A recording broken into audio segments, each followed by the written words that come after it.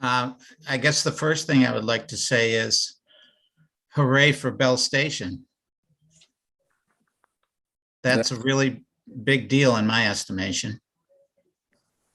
But of course, it's not a done deal yet. Yeah, there's a lot to follow, I guess. Yeah. So, CJ, do you want to say anything about Bell Station and the possibility that the town may hire somebody? I'm not sure what exactly you're referencing. Well, I was watching Talking about the lobbyist. yeah. Oh, I'm sorry. Jeez. I was like, what staff is coming on board to deal with this now? Okay, sorry, that just totally went over my head. Sorry about that, Tom. Yeah, so the town did retain um, essentially a special consultant to represent the town's interests in the negotiation, to just kind of be aware of how that's moving forward with Public Service Commission and what have you. So I've had some correspondence with him. We signed a letter of agreement, and he'll be coordinating with the folks at DC, Finger Lakes Land Trust, as well as county planning, just kind of keep them in the loop as well. So his name's Clem Nadeau. His name's what? Clement Nadeau. Okay. He's not local, or is he? He used to be, he spent his career in utilities. I think by the time he retired, I think he said he was senior vice president of Niagara Mohawk, I want to say. So has spent a little, an entire career in the utilities, and I think he's subsequently moved to Florida. So, but he's, I guess, kept in touch with people up here and who work in utilities. And yes, he came recommended for this, particularly this kind of work, as specifically not an attorney, but rather an engineer. And from what I heard that he said at the town board meeting, he thinks that the sooner we move on this, the better. Yeah, my understanding is that Finger Lakes Land Trust and DEC are in negotiation with NICEAG, which Oh, great. I guess is maybe a merry-go-round of previous adventures. I'm not sure exactly, but I'm hoping for an update from Executive Director Andy Zepp here sometime in the next couple weeks. So. Cool. So, CJ, I'm wondering I don't know if this is even the appropriate place to ask this, but do you imagine that if it becomes a DEC wildlife management unit, or if the person across the street on Nut Ridge is willing to sell some land and we get up to 500 acres, one or the other, do you envision a similar arrangement like we have at Salt Point, where we as a local community take care of the management and cleanup of the place? Or do you think that it will be entirely on the state to keep it?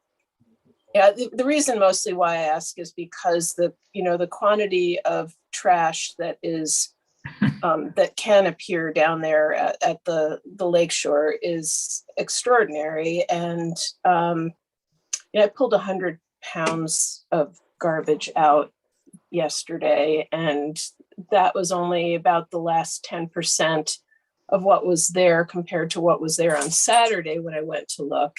And somebody or somebodies on their own Good Samaritan will did go and haul that stuff out. But I think that it's going to be a long time before there's enough of a culture shift to stop underage drinking from happening there. There were probably about 500 beer cups there on Saturday from something that had happened recently. So, I don't think the DEC has the staff to manage that, probably. So I'm just wondering. We're talking about just Karen, if you would just you're talking about Salt Point lands, or you're talking about the No, I'm Bell talking Station about Bell lands? Station. Oh, I see. Okay, sorry, I wasn't sure whether the Yeah. garbage was. garbage is an issue, and a lot of the partying, I think, has shifted from what had been at UC Point, and now the kids had another place to go. You know, so once we reclaim Salt Point as a civilized place, you know, it went somewhere else. Yeah, that's a good question. I've had some conversations with Parks and Recreation Supervisor Pat Terrell about this, and my understanding is that there could be some kind of preliminary unit management process, but obviously the two properties are, very different in terms of, obviously the magnitude of them and the way that they would be managed. So I don't think the town has a really clear idea yet, but I think there would be, over the course of Finger Lakes Land Trust acquiring the land, they would be working with DEC to, start developing that kind of conservation and management plan over the course of a couple of years, at least is my understanding, in which the town would certainly have input. Yeah. Yeah, So that's it's the extent of what I know about it. yeah. I just wonder when, whether it's going to be, renegade private citizens who take care of keeping it clean, or we can have something that will protect it better. That's a good question. Well, something could be set up like, Friends of Salt Point. I mean, there's a lot of conservation areas all over the place that have friends of whatever around that. Right. Yeah, I understand that, Tom, of course. I was wondering if the town had talked about it. Yeah, just on a very cursory level, when Finger Lakes Land Trust was asking for support, the town was asked to say, hey, would you want to be involved? And the town was pretty clear, at least Pat was, about wanting to have some role in managing the land. So what that'll end up looking like, I don't know at this point. But. So I'd like to begin at the topic of thanking people who have helped so far. And Senator Helming, of course, is one of them, and the governor. So if the CAC were to draft a thank you, would it go through the town board again, CJ? I think if it were just a basic follow-up thank you letter, I would imagine town council could just take a quick review of it, and then of course if he saw it fit to, the town board would need to approve it. I don't see why not. Of course, it could be referred to them as well, if they'd like to comment further or make edits to it, of course. Okay. So something along the lines of what I sent out with the agenda, would that be acceptable to everybody on the council? Very simple. Okay. That'd be great. Okay, so I could just forward that on. That would be great. It looks Okay. like we have sort We of. don't have a CC list for that yet, do we? Who it's going to go to besides Pam Helming?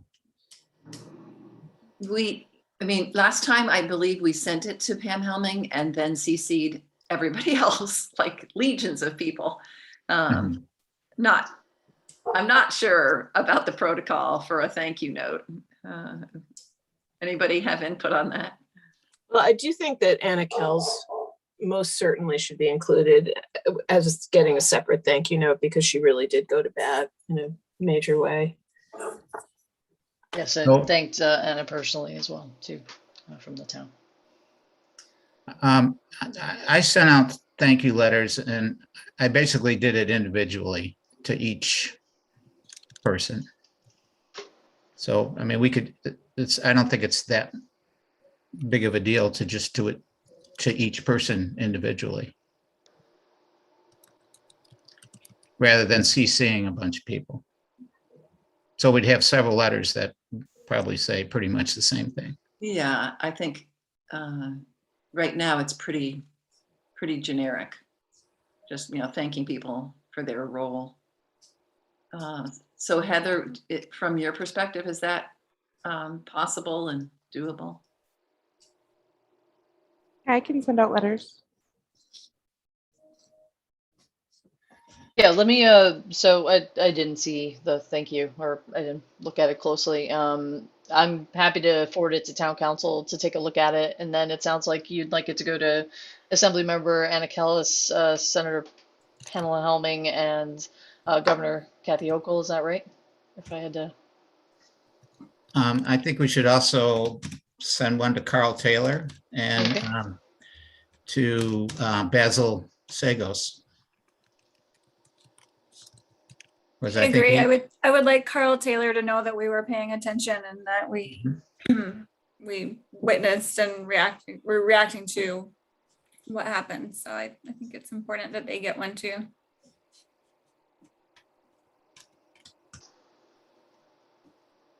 And we can change the wording a little bit for the different people we're addressing.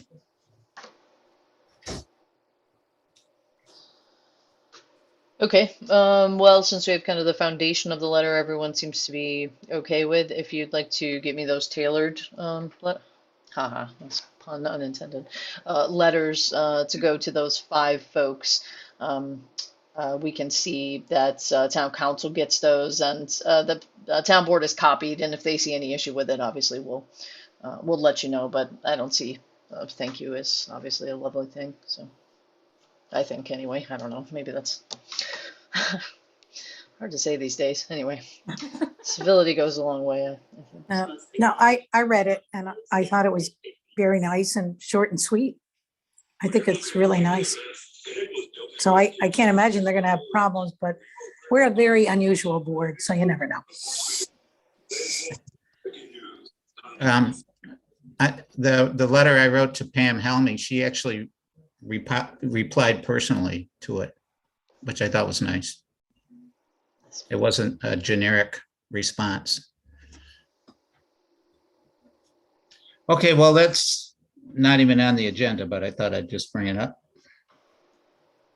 Oh, no, it is on the agenda. Yeah. Okay, so is there anybody in the public that wants to join the meeting? I don't see anybody in the waiting room. Okay. Just in case, I'll make you the co-host in case somebody pops in.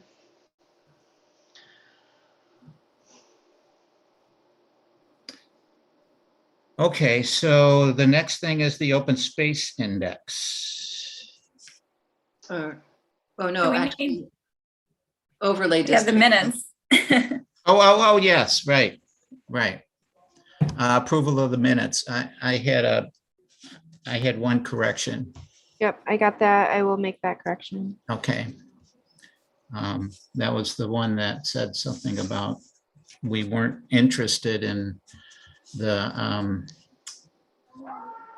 Myers Road property. I think it was more like we need a process before we could even evaluate it. But yeah, it's a slight change. They've had 2 meetings about it, but they didn't vote. And they're going to send it. Go somewhere else, please. Okay. So do I have a motion to approve the minutes? I move to approve them. Second? All in favor? I'm Opposed? Abstain? Okay, the minutes are accepted. Now, we can move on to the open space index. How about overlay? Overlay is number 5. Okay. Oh my goodness, I'm looking at the wrong agenda. Okay. I was kind of wondering. This is not September 2nd. Sorry about that. Okay, the overlay district. Your usual organized self, Tom. Yeah. Okay, I'll try to do better the rest of the meeting. So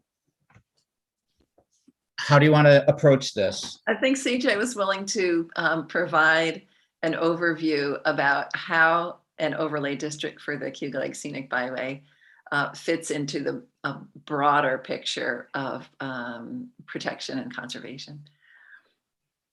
And then Yeah. Carrie, will you be able to talk about what your process was for those black circles on your Yes, map?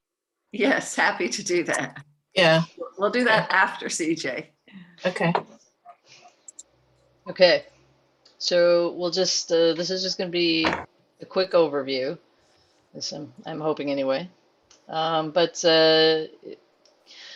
co-chairs asked me to provide some background. I thought it might be helpful to kind of step back just a moment and think about what we're doing here in the context of larger scheme of planning. So, on the left here, we have planning. We have the 2018 comprehensive plan. We have the NRI. We have the scenic resources inventory. We have the ag and farmland protection plan, and a suite of other documents considered lowercase c, comprehensive plan. We have an awareness, of course, of current policy and market conditions, and then we have a land use audit that the planning board spent some significant time going through. From there, and I think this is where we're looking to really think about here in terms of the CAC's role relative to the Cuba Lake Scenic Byway, is the zoning that would overlay here in this particular corridor, this particular geographic extent. And again, public health, safety, and welfare. The idea of zoning is vested in the police power. It's both to advance the public interest and protect private property owners. Property rights are a fundamental constitutional right. And then I think the most interesting piece here, and one that I think the town really stands to benefit from, is managing development expectations and regulatory certainty that goes along with that. From there, this is what we end up seeing, right? Permitting is what ends up being built. It's the end results of all of that work that had gone before it, as well, of course, as building codes and energy codes and kind of that suite of uniform codes that are essentially established by the state and that the town enforces. So these are our founding documents, really. This is a bad import from, did this in InDesign, but in any event, this is the town's proposed future land use map, intended to have pretty generic, or shall I say, kind of nebulous boundaries in terms of different land use areas as defined. And that way they can touch down where the town sees fit, but meant to provide fairly general guidance as to what the intended character of those particular land use areas are, and we'll come back to that. I think there's something important to remember is, planning is obviously a lot more than just kind of throwing a bunch of documents together that sit on a shelf, but rather being attuned to what's happening at a local level, and also I think in New York State, very important to be aware of these things at a state level.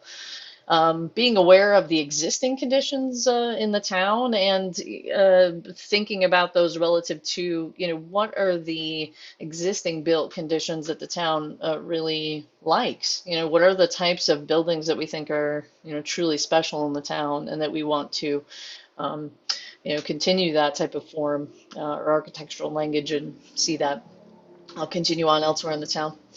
And then, this is the real nitty gritty, is getting into visioning these regulations, and you're essentially doing that right now with the work that you're doing first with NRI and the SRI, and now moving into the Open Space Index and the thinking through the Cuba Lakes Scenic Byway.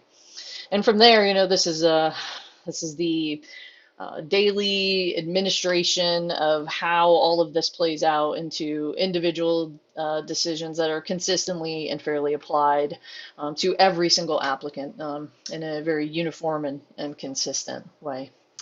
And so just really quickly, zoning addresses uses, yes. But also lot sizes, different placement and disposition of buildings on a lot, how large a building could be, what the limitations of different types of buildings could be depending on their uses. I think one key piece that we'll be thinking about in the Cuba Lake Scenic Byway overlay district will be building features, architectural features. I would think, particularly massing of buildings, especially relative to the topography, as well as different styles and materials. Even color choices could be very key in a scenic corridor. And they also include, all of the process. This is zoning I like to think of as it's kind of like gravity, it's invisible until you notice it. And it's a constant and a rule. So we're thinking, what are the goals of the scenic byway?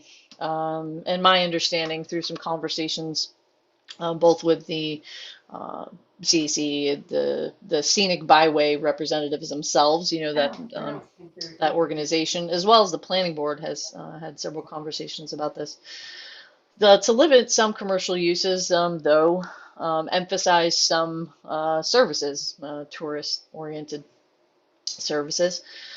Questions about conserving scenic working landscapes and what that could mean. Acting as this recreational tourist and scenic amenity within the town. That's verbatim from the comprehensive plan.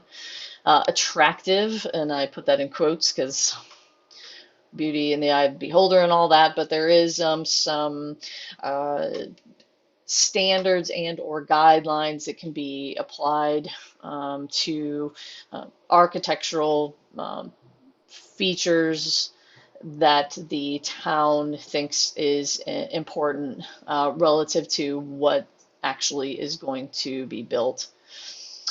And I think this is a kind of helps segue into the conversation that Carrie and Tom will talk about that they had with John, is really about what is the geographic extent of what should apply here? Are we talking about a uniform application of a scenic byway at a fixed distance from either side of the byway? Are we thinking about something that's a bit more that flows with the topography?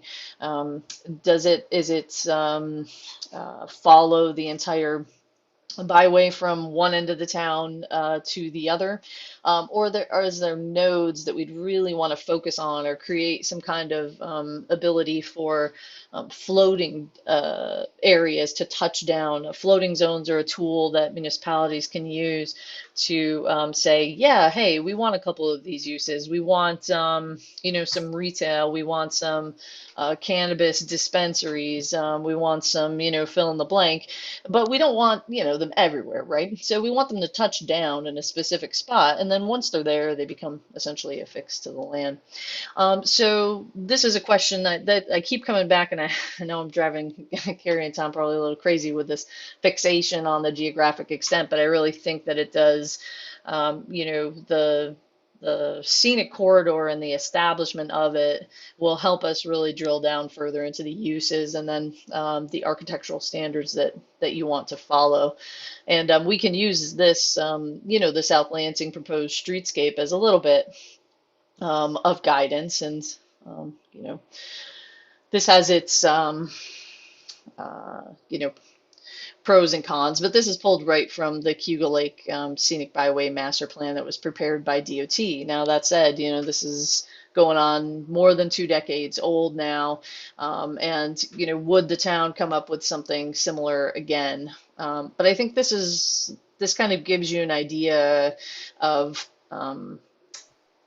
essentially kind of what I think the thinking was for site planning at the time that plan was developed. So I think we need to zoom out a little bit and think a bit more broadly about the entire corridor. Yes, the South Lansing node there and the town center nodes are very important, but how do we think about the corridor as a whole? So not sure if this is exactly what you were looking for, Carrie, but it's the overview. The only other piece I was hoping you might add, CJ, is that there is this need for an overlay district for the Cuga Lake Scenic Byway, but then there are also potential overlay districts in for other aspects of the town.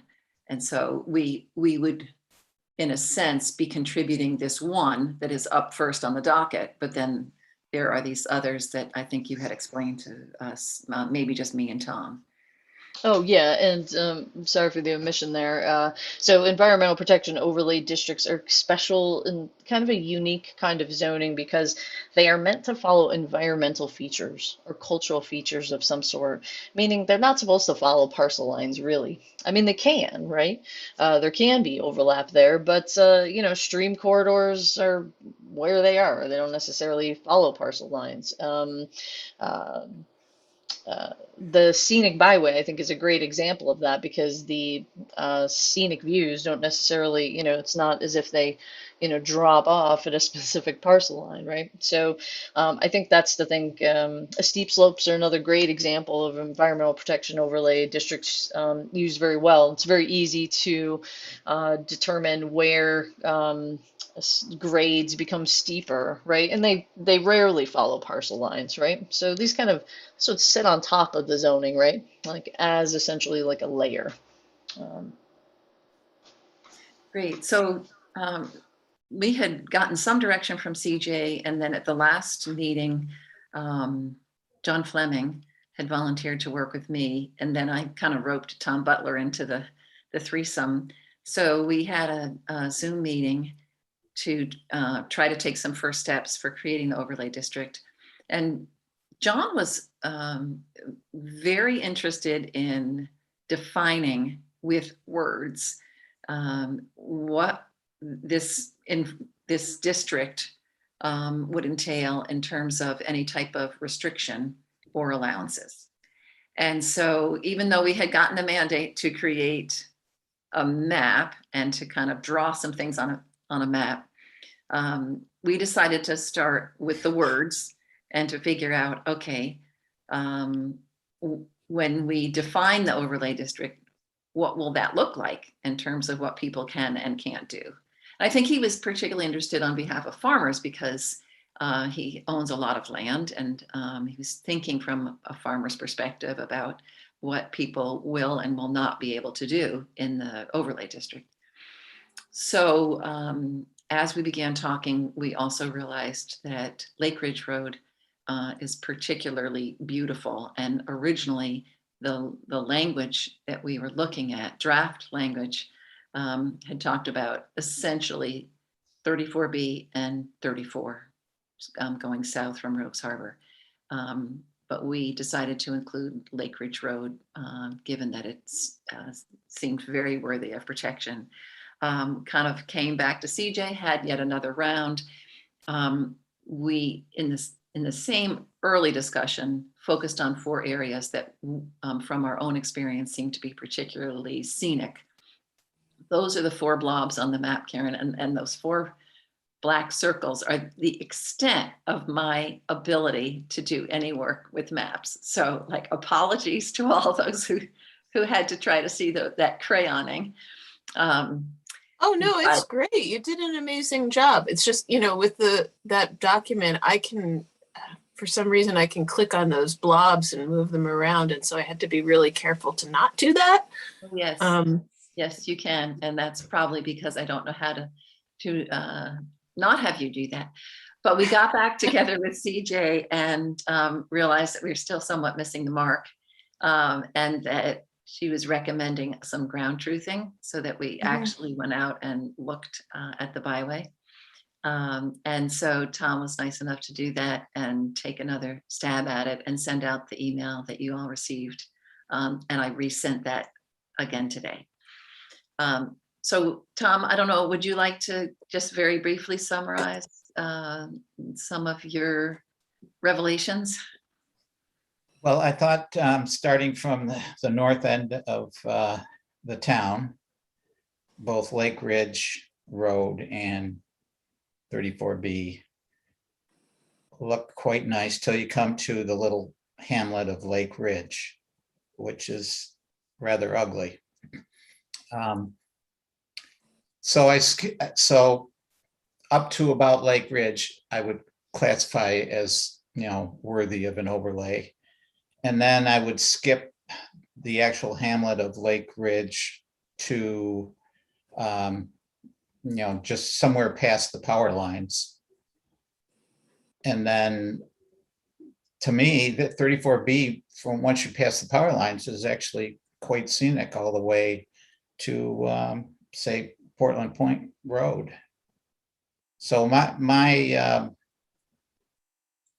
my pick was a little larger than Carrie's. And then from Portland Point to maybe around Asbury Road, it seems like it's pretty developed and not particularly scenic, although we do have the Rogues Harbor Inn in there. And then from Asbury Road to the town line to the south, I would consider part of a nice overlay district. Now it's kind of that part, especially along the hillside, I don't see a whole lot of room for development to begin with, but it does seem like an appropriate place to have an overlay district. So Hey, Tom, that, where's Lake, the the location? hamlet of Lake Ridge. Yeah. So where they right near where Lake Ridge Road and Where 34B come together, Mhm. that's, it's labeled Lake Ridge as if it's like a little hamlet.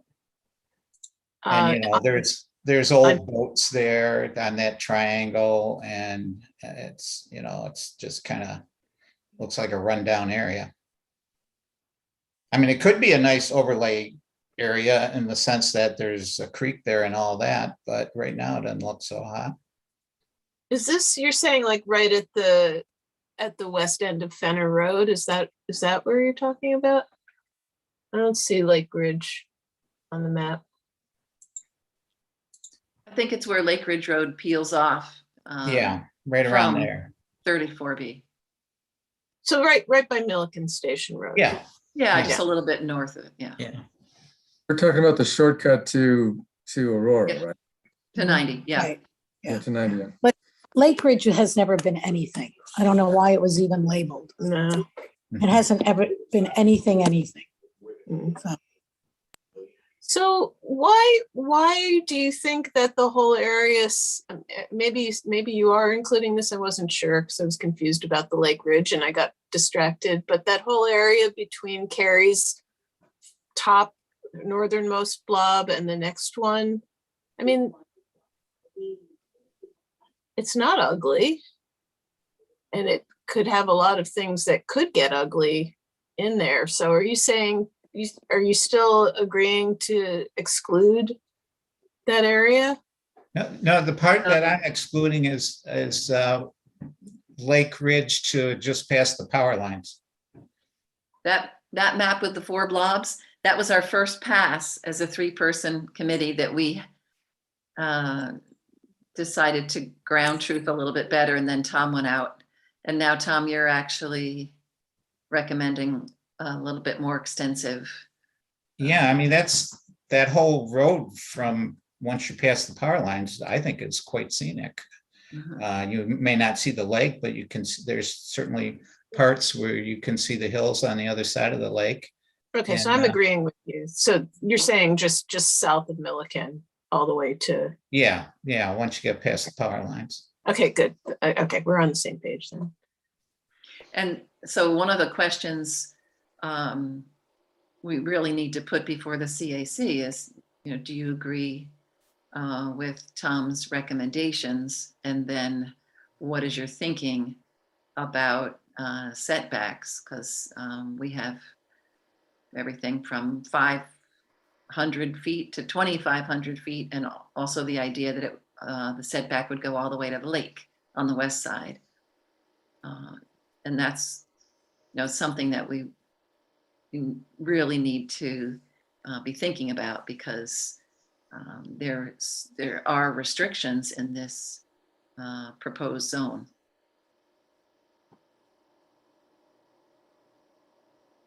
Well, I mean, there's that, and there's also the uses, and I looked over that list and I did find some of them somewhat arbitrary. Because I can think of examples of many of the things that, including animal hospitals and car repair places that are completely in keeping with a really low key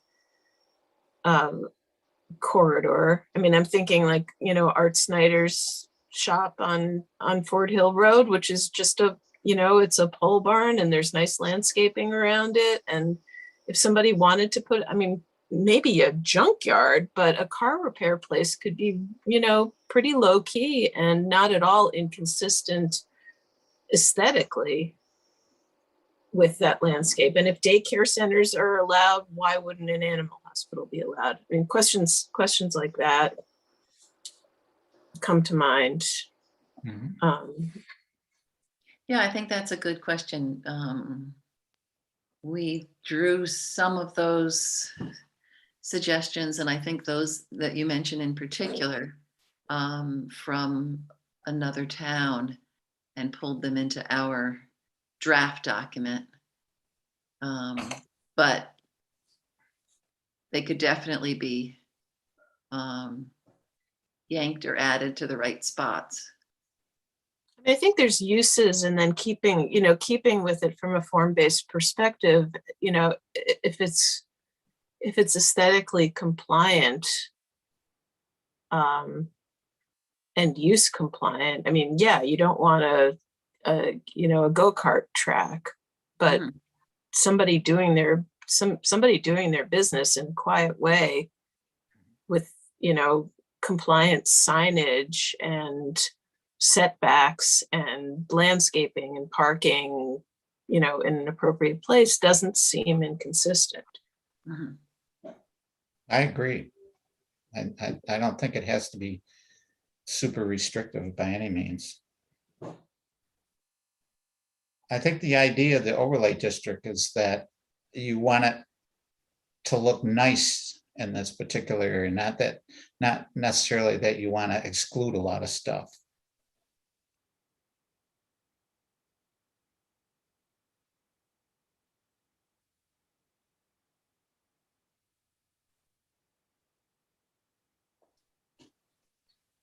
Listening to CJ's explanation of the different planning, and that I think the planning board's a little more aware now that they can ask for good looking buildings. If they give a permit, it's not like whatever you build is okay. I mean, they can get really specific that things have to look nice and have to be placed well. And so it goes along with what Karen said, that you can have different businesses, and also what Tom said, but they have to fit in and they have to look good as people drive by, and not crappy. And the trouble with Lake Ridge is there is a guy up there, and I don't even know if he's in business anymore. And there's looks like 1,001 boats that are just falling apart, and it looks awful. And I don't know how you, what laws we have or whatever to say, clean that up, just clean that up and make it look better. And then it wouldn't be so awful. It'd be a long building. But I think if our planning board could think in that way, that things have to look good. And when they don't, I mean, built well, fit in, look nice, and you have to take care of it. So that's my 2 cents. I was a little surprised, excuse me, to see campgrounds on the list of things that are expressly prohibited. Is there a specific kind of campground that is offensive, like the RV, big old, RV parks, or are we talking about natural wilderness type campgrounds? That was just surprising to me.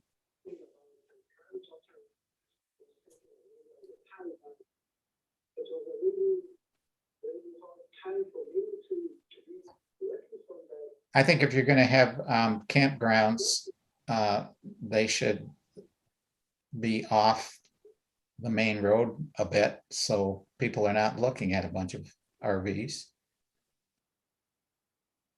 I don't particularly have a problem with campgrounds, but I don't think they can be set right near the road so everybody sees them. No, I guess I would agree. I guess I was just thinking about wilderness campgrounds or other types of camping being excluded. I guess the idea is that it just wouldn't be near the road, so they can be along, they can, well, the overlay goes all the way to the lake, then you can't camp near the lake. That seems a little arbitrary to me, but maybe that was picked off a standard list of things that are considered offensive. I wouldn't consider anything in that document as written in stone by any means. It's just sort of a starting point. Yeah. I think Robin's alluding to the idea that we could specify the type of campground. I mean, you know, maybe excluding a big KOA facility or something like that, where it's, you know, I don't know, just something to think about. What about just open space? You know, that drive is pleasant in part because you see a lot of farmland and, you know, kind of scenic farmland, I would call it. And then it's not, so if it was wall-to-wall buildings and they're all nice buildings, I think it would be as nice as it is today. Let's put it that way. So is there anything we can do about that? Just, or what are people's thinking about that? Maybe, you know, preserving some of the agricultural land, which obviously maintains sort of an open space look to things. And I think one thing that this could specify is spacing between buildings, and when a lot is developed, how much buffer there is on either side. So there's a fair amount of language about buffers and then setback from the road, but I'm not positive that's getting to the heart of your question, David. well, I'm thinking, so I went to high school in Southern California, and in those days, a long time ago, and I went to UC Irvine, you could drive from LA to San Diego, and it was a beautiful scenic highway, really much of it. And now there's lots of nice buildings, but it's wall to wall developed in buildings the whole way. It's so, you know, that's kind of a dramatic example, but that's kind of what I'm thinking about in the back of my mind. I guess that sort of thing. It's really lost its view of some of the cliffs and the water, and because of so much things and stuff like that. So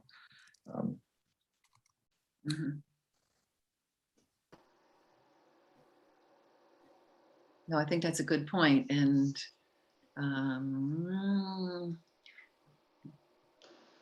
And I think I may have to just jump in. That's kind of where the heart of what I'm trying to get at is about the scenic corridor part of it is really what does the CAC think, you know, subjectively and objectively based on the scenic resources inventory are the areas where you would recommend development be limited, and then where are the areas that you would want to see some of these, let's just call them commercial right now for like the sake of, I don't know, not getting too far into the weeds of any particular type of use, but let's say small scale commercial, like something that's like 5 to 10,000 square feet, right? Plus or minus, let's just call it that. Where would you want to see those touch down along the scenic byway, where that kind of structure would be built along the scenic byway, knowing full well that along the rest of the scenic byway you could have residential? Single family and two family residential is an American birthright, so you're likely to see that developed along there. But commercial and industrial and all those other kinds of non-residential uses are not. So I think that's why I'm really hoping to get a sense from you of, you know, where are these places where you really think that it's inappropriate or blocks an important view to have some kind of commercial with parking and buffering and signs and all the things that go along with that, whatever it is, a COA or a, you fill in the blank, right? Where is it, where would you recommend that the planning board and the other committees that are going to be involved in writing the regulations, where should they know and absolutely know with full conviction from CAC that that is not appropriate to have those kinds of buildings? That I think is the essence of what I'm asking for. And I think you provided that on this map with the circles. Yeah, I like that. It's kind of a little bit more of a, in some ways that's a little bit simpler. I mean, we could, if it's really not, it's not like it's, yeah. So where would we, at the most allow residential housing and where would we, so where would we really not want commercial? So we're not looking like we're driving through New Jersey as you're approaching, New York City. So yeah, that's the worst case look. Yes. Yeah. So imagine for a moment, Paramus. Okay. Yeah. Now think about the places that could be seeded to a Paramus-like environment. Okay, fine. A couple stores, couple this, couple that. Okay, fine. A couple of those things. But where on the scenic byway would some of that type of thing be okay? And where would it absolutely not? That's kind of what I'm hinting at.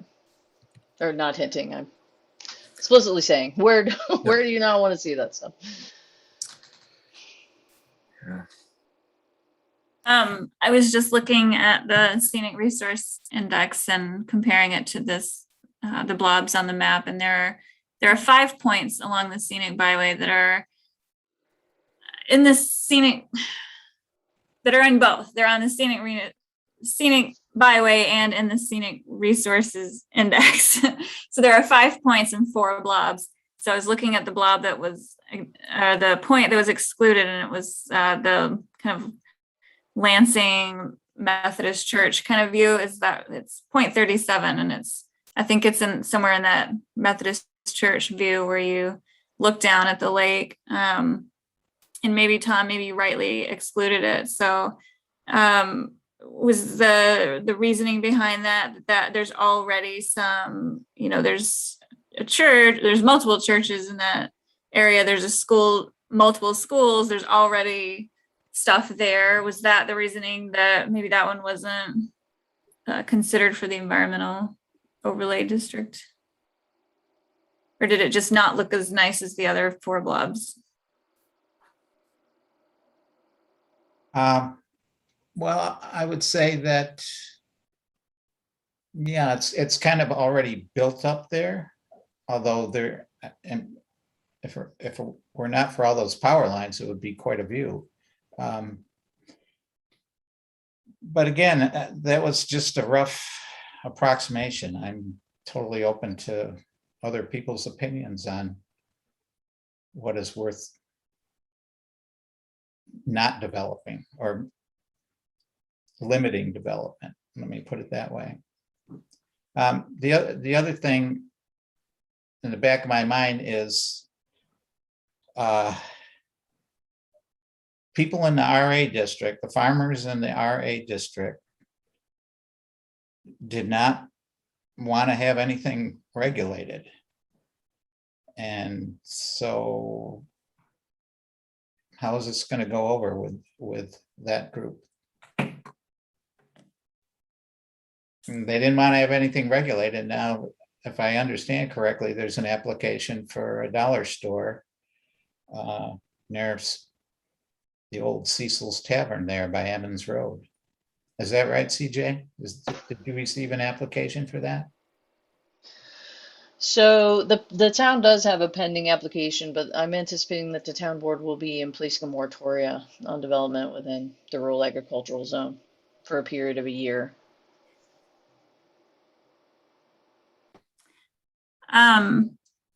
I guess I'm kind of thinking of it from the opposite perspective of, you said, where would we absolutely not? And all I can think about in my way of framing it is like, where is it okay? And I guess my answer is where it already exists. Like there's already a Dollar General, there's a car repair / car sales, Ridge Road Auto place in that area. There's already a pizza shop. There's already a few things along that section of, I guess, is it 34 that have some light business. And I guess my preference would be for it to kind of stay in one area. Although, and slightly unrelated to this district, my first preference is that they go into buildings that are already built and unoccupied, like the mall site that continually has businesses vacating and moving downtown Ithaca and then leaving empty structures in our shopping plazas. So that would be my first choice, is to put them in those already built structures. And then second choice would be, near where we already have the development. So it's really hard for me to think about where not to put it, because I probably don't drive to those areas very often because, there's no grocery store or anything in those areas. So I'm not as easily able to picture where the no development areas should be. But I can easily picture the places I routinely visit, like, those areas along 34B that I was mentioning. Does that make sense? I guess, I don't know if I made my point. That's a good an easy place to start is, saying where there's already some level of commercial development and maybe even, assuming some level of modest expansion out from that or something like that over time. And once we identify that, then we could possibly look at, I guess, where there's the quote scenic part of the byway is not that spectacular, and or maybe there might be some other reason why commercial development we might feel okay about it, perhaps because there might be a future need for that based on it being an intersect of a couple major roads or something like that. And it could be a place where people want to put up restaurants or something. I don't know. But. And remember, I think the thing to think about separately also is that when I say commercial uses, I'm not talking about agricultural uses or value-added agricultural uses. Those are their own deal. They're protected under the right to farm law, things like farm breweries and farm cideries, and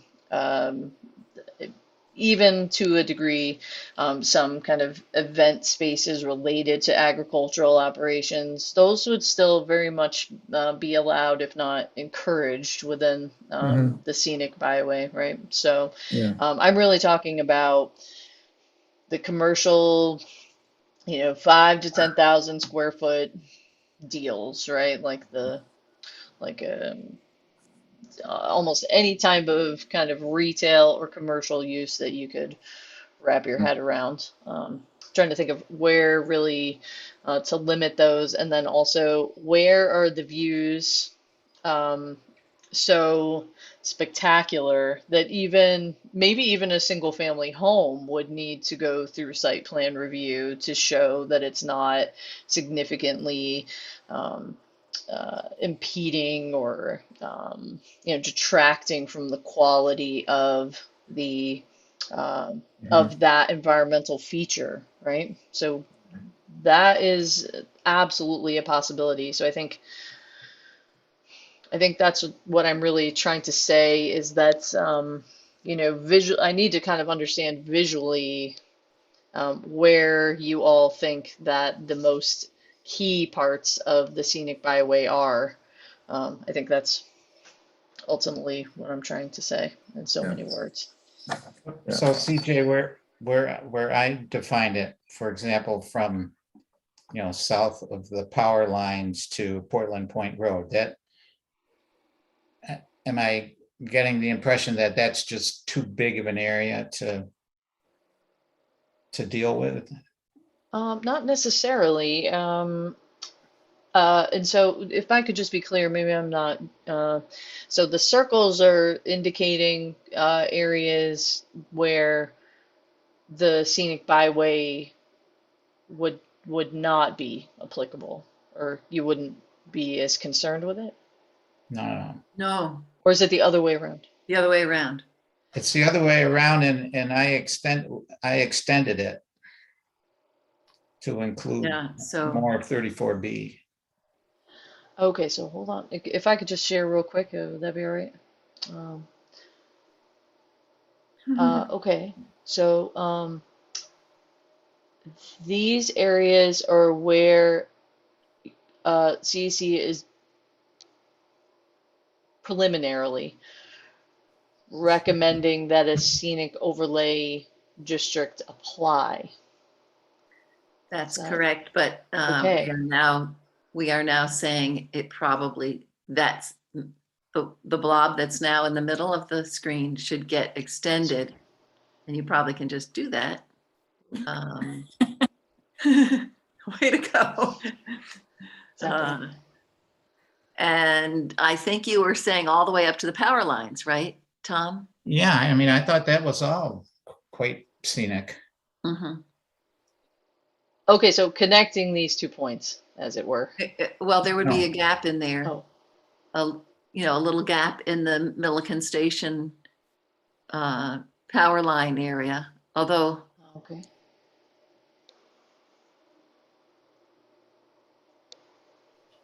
there may be reasons why we don't want to have the gap, I suppose. Well, there's nothing scenic about those power lines Not the power lines, but and the junk. You probably can't see this because of my share here. Okay, let's see. So where that yellow line is, that whole area extended down to the next circle is, Okay. to me, pretty scenic, but it sounds like you want something more specific. Oh, no, I think that's okay. So if I were to, okay, let me exit out of this here. So if I were to, oh, of course it draws on the screen. So the scenic byway should apply. And is this a kind of a fixed distance? Is this to be like 100 feet and like 100 feet, or I don't know, it's got to be more than that. It's like, well, that's one of the questions we really need to talk about. okay. Is this overlay district going to go all the way to the lake is one question. Yes. Okay. Okay. And then, okay. So it sounds like the scenic byway would really cover almost everywhere outside of this B1, B2 area along East Shore Drive. That's mixed commercial, right? And then at Ridge, between these two, like basically the R2 and L1 deal between here. Okay. And then that's it. It would just skip those 2 areas. That's that a good summary, I think. okay? There would be 3 areas total that would be skipped. The one up near the power lines, and then the 2 that you just mentioned. On the other hand, just thinking about the map that you showed in your quick presentation, CJ,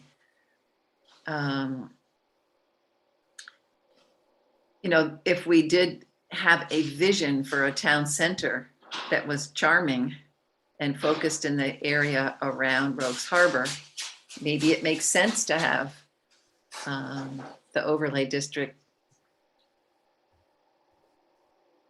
be in that area.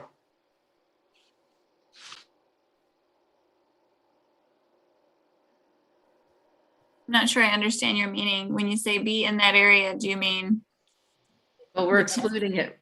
well, actually, Tom, you, I thought we're just saying we're excluding it from massive commercial development. So including it in the overlay district would ensure that if it was a town center, it would be a cute, quaint one, not a massive one. I guess by including it, you're excluding it from that. Is that what you meant? Do I understand you? yes. Okay. So no Okay. truck stop there. Gotcha. You could also have the B1, let's just call them B2 business kind of districts around here. Let's call it, I don't know, town center, for lack of a better description. May likely have its own design guidelines or standards. That would be my guess. And that they might be significantly different from the overlay district. I'm guessing we might want them to be. I think we might want to encourage, where possible, especially on public water, a little bit greater density within town center. I mean, and also for other reasons, right? A bit more density in town center to allow that maybe someday to be at least somewhat walkable, maybe at least around the four corners at Ridge and East Shore Drive, and maybe down to Peruville as well. You know, the comprehensive plan's view of this is that this be, you know, kind of a walkable, bikeable area.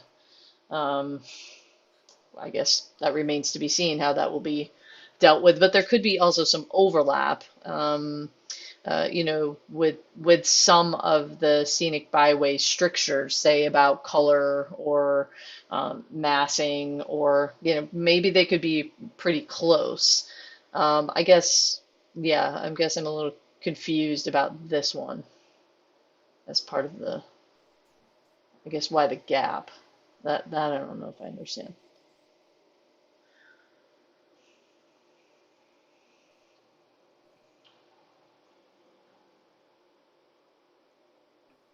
So CJ, are you Who's saying everybody? we should include the area from, say, Portland Point to through the business district? I think it's easier if the whole scenic byway's included, the whole 34B, from Rogues Harbor all the way to the town line with the town of Genoa. I think just picking out parts is confusing, and it's, I don't know. It's like saying, well, this is pretty, but this isn't pretty because this development already happened and it's pretty ugly. Well, don't let any more development happen. Just do the whole thing. It doesn't mean it's going to all be accepted, but it just makes more sense to me as a board member. Well, I was just thinking, what about though, as I think CJ alluded to, of like in the business stick, the existing kind of business area of the town of Lansing, just having a different kind of guidance for that, for some zones where there is development. So it's not like you could say the development that would continue in that region would be just, could be the same as what's already there. There could be some new kind of guidelines for new stuff that goes in there, but it could be more fairly commercial and built up. And then we get out of the business area and we really want it to be, for the most part, residential or farmland. Yes, Okay. I agree. So that's actually what we did come up with as an, I can't remember which version it was now, but Tom, do you remember where we just said, let's just do the whole thing? Which I'm in favor of. I think it is easier. Yeah. Now I keep coming back to your request, CJ, of, you know, considering the local geography, but doesn't the whole Cayuga Lake Scenic Byway consider the local geography, as in it slopes to the lake. There are views across the lake. I mean, a case could be made that the entire stretch is considering the geography. Well, except that the byway itself is a linear feature. It doesn't have width to it, I believe. You know, I think that a lot of this may be covered just because some of those features that might be non-conforming now are going to have to be grandfathered in regardless. And we can just sort of start fresh now and say no more. Yeah. I do like the idea of having the whole thing for the most part, you know, because I just think that it's a nice, people go there. There are people who on weekends just go there to drive. They like to drive. They might have a motorcycle or a fun sports car or something. I just see people out for a drive on that highway. And the whole drive is fun to drive. There's a nice little gentle curves and it's nice scenery. So I think, you know, saying, well, now, you know, in the middle of that, we're going to allow some commercial buildings for some reason we come up with, it's, yeah, kind of would spoil it, you know, or because this area has a certain kind of topography, it won't be included. So I kind of like having it the most. I still kind of wonder about saying all the way to the lake. I think that's kind of, I think, Andra, you were in favor of that. Maybe the rest of you are too, but that seems kind of extreme. That's miles, isn't it? I mean, that's a stretch of property that we're saying there's some gonna be restrictions on it. 17. Get that? You're talking about miles in width? Yes, width of the overlay, yeah. We say all the way to the lake. That's not 500 feet. That's. Oh. I didn't say that. I said all the way to the town of Genoa. I didn't say all the way to the lake. Oh, okay. I was just saying the drive. Did you drive up to King Ferry? Yeah. Okay.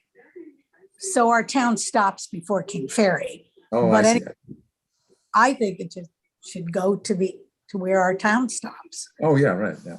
Yes, that's what I was saying. But Okay. I don't know about all the way to the lake. I mean, I thought somebody said that, and I was going, that's too extreme. Yeah, okay. Yeah. Well, actually, we worked off of a map with cross-hatching that I think all of you have seen. And that was the original thinking, I think from CJ, that if you're going to do this, go for it. Am I putting words in your mouth, CJ? But it's like, don't be timid. Don't be timid. Define your area. And otherwise you could have these high rises and who knows what all. Interestingly enough, if we were to do that, it would protect areas like Bell Station. Yeah. And by the way, the orchards. Mm.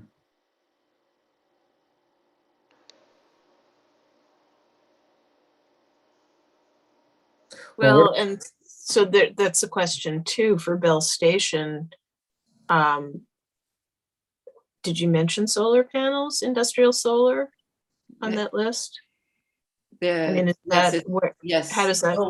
Solar and wind are mentioned on there, and I think they are described as a certain size. I have to pull it up. Because I think it's really important that industrial solar do go in on that site unless it stays in farming, but it seems like it probably will go to solar and I wouldn't want to stop that. And I think the state would. Yeah, we talked about that.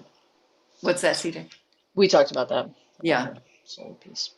Mm-hmm. And I think that's what I was trying to kind of get away from too much of the kind of divination of land uses. And so till I really understood like where the geographic extent, like where is the scenic byway? That's what I'm asking you guys. Mm-hmm. Like, you gotta tell me.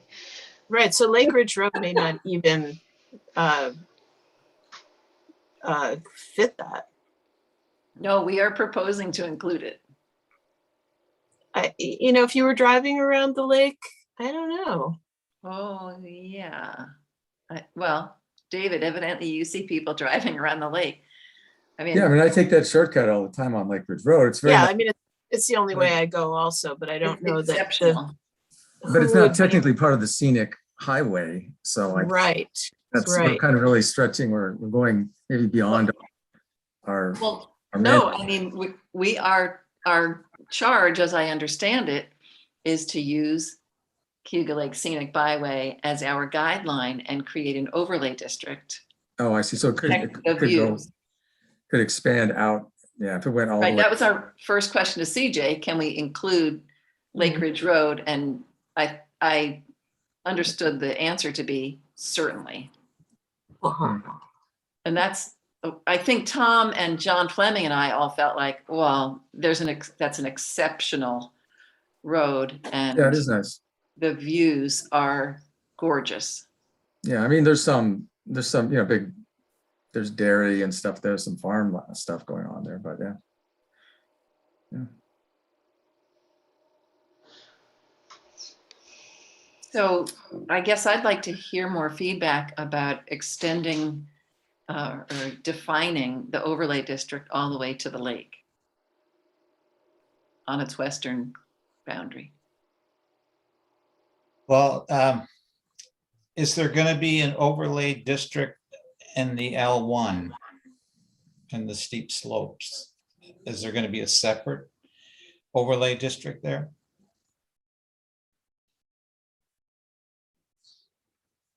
I don't know if I fully understand the question, but are you saying, can you come up with overlay districts for the different features or? Yeah, I guess I was under the impression that another overlay district would be the steep slopes in Lansing. Yes. Yeah, and then those would also apply. So that would be a separate overlay district. I mean, But it could. you're kind of you're implying that maybe we should combine them. Just capture it. Not necessarily. I don't think you should be conflating them.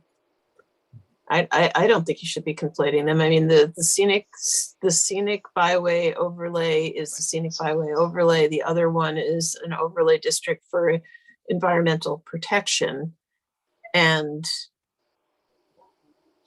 even that one, I don't think that Bell Station would have met the criteria to be protected as steep slopes, actually. So that's, it's not necessarily a development preventive. So I'm hearing you say, Karen, we can't depend on an L1 overlay district to protect some of the parts that maybe the scenic overlay district for Cuba Lake would protect, the one that we're working on right now. I don't think we should be conflating the scenic overlay with the other work that certainly needs to be done to prevent development on ecologically fragile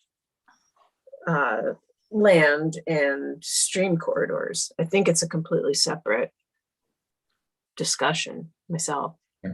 Right, and they're going to be completely separate maps too, when we create those maps and then we pull from a map service or whatever, they're going to be, some of them may be overlapping, right? Like some lakefront properties might be overlapping, but many places, stream corridors are going to be a completely different area of town, right? It's not, it's not relevant in all places here.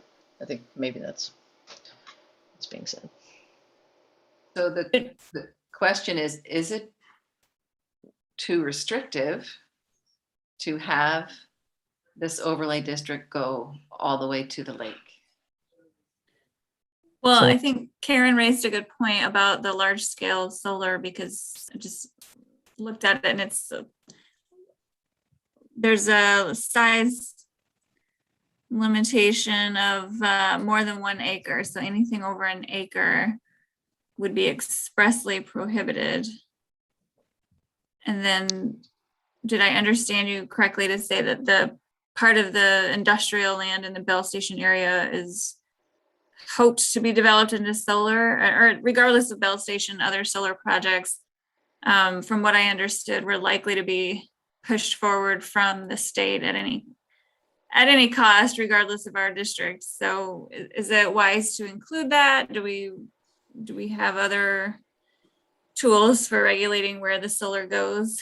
Because I thought, my understanding was that we didn't, and they would, even have the authority to use eminent domain regardless of whatever policies the town has in place.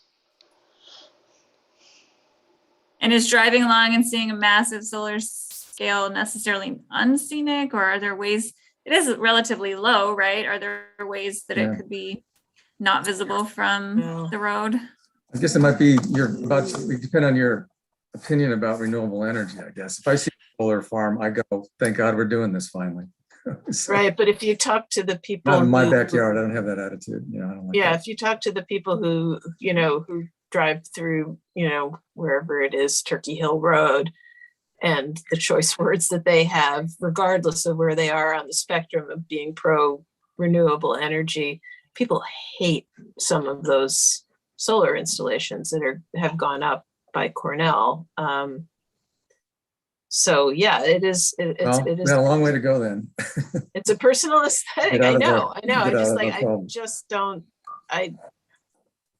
You're always I don't- going to find people that are going to hate it. Yeah. Well, Right, and I personally love them. I do.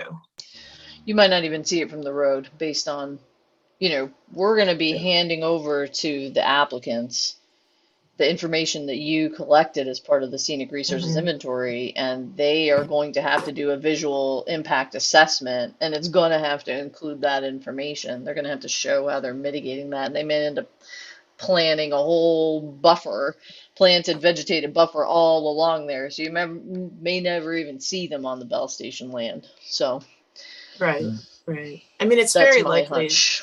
It's very likely that along that route, if the panels are going to be angled to the south or southwest, that probably who's going to complain about them are the people on the other side of the lake. Yeah, but that's covert, and they don't have zoning, so. I mean, I guess unless it's on the east side, that's true. If it's on the east side of the road, then it would be an issue. So it sounds like we need to work on the solar portion, even if the state is going to come in and do whatever they want. We should have a consistent approach. But let's just take solar off the table for the moment and consider that as its own separate case that we can work on with the wording. What do people think about the idea of extending this district from the road west to the lake? I think I'm for it. I don't know that if you don't do it, then it's still possible to put a high rise right on the lake and it's not in the district, right? Or not if the underlying zoning doesn't allow for it. But is there any scenario where The height limit in the town of Lansing is 36 feet. okay. So could somebody put a building 36 feet high right up against the lake if it didn't go all the way to the lake? Or would people just not do that? Are you running the risk of, by not extending it all the way to the lake, having development along the lake shore? That's the question that I have. No. Okay, so we're going to have residential and agricultural development along the scenic byway. That will happen. That's absolutely no question. We're trying to, at least let me rephrase. What I'm trying to get at is where along the scenic byway would commercial development not be offensive, if anywhere at all? And I will just weigh in and say I am not in favor of extending it all the way to the lake. This is the scenic byway, and not extending a mile in a direction to places that are not even visible from that scenic byway. It seems like it will, I think it's going to mostly turn into a political hot potato that's going to catch quite a bit of flack and not really accomplish what we're trying to do, which is protect. Maybe kind of view. overreaching. Yeah, it could be viewed as overreaching. But I agree with Karen. Yeah, I do too. Maybe this may be a case where we don't have complete consensus on in our group here, but yeah. So I think if we do it, like for example, you know, if somewhere along the scenic byway there was a turnoff where you could go to a really, you know, a really nice restaurant, which was, you know, farm to table, and the building was put in, and a way that was protecting the waterway and not lake, and it's not visible from the scenic byway, and it's not on a steep slope. I have no problem with that.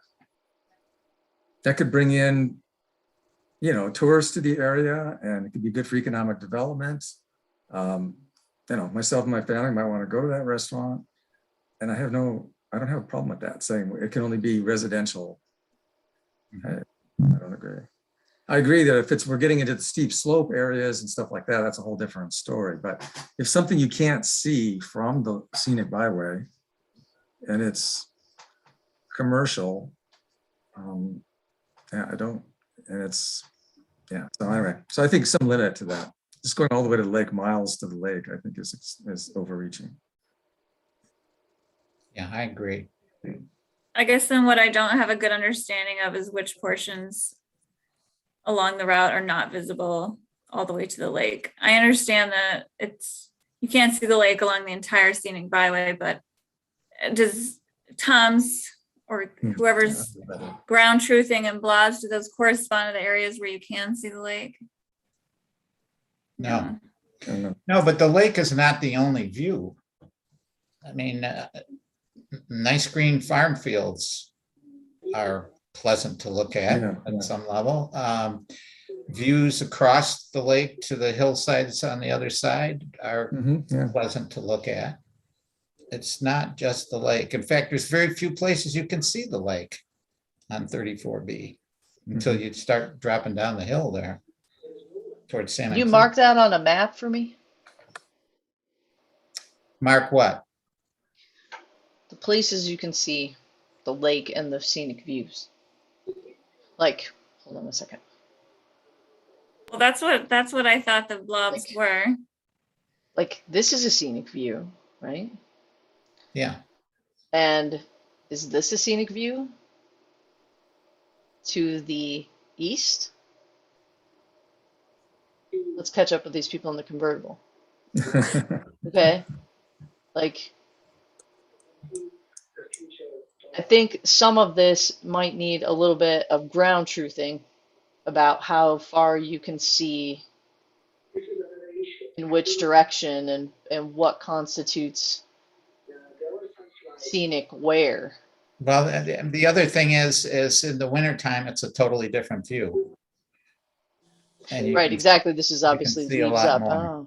Oh, But I think Well, I guess I would argue that looking at this.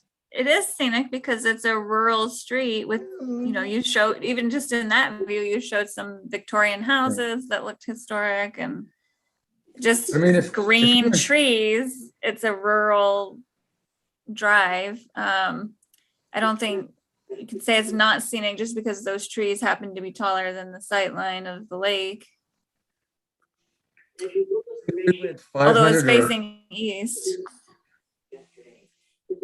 If we went 500 or 1,000 feet on either side of the scenic byway, wouldn't that be good? I mean, we don't have to go 3 miles. Yeah, I think 500, 1,000 feet. Because you can't even, I mean, maybe that's just, arbitrary numbers, but at some point there was a building, and if it's a mile away, it's not going to really disturb you, I think, because you can barely. The other thing is the planning board is paying very much attention to buffers for new buildings, having some kind of vegetative buffer. So that helps a lot too.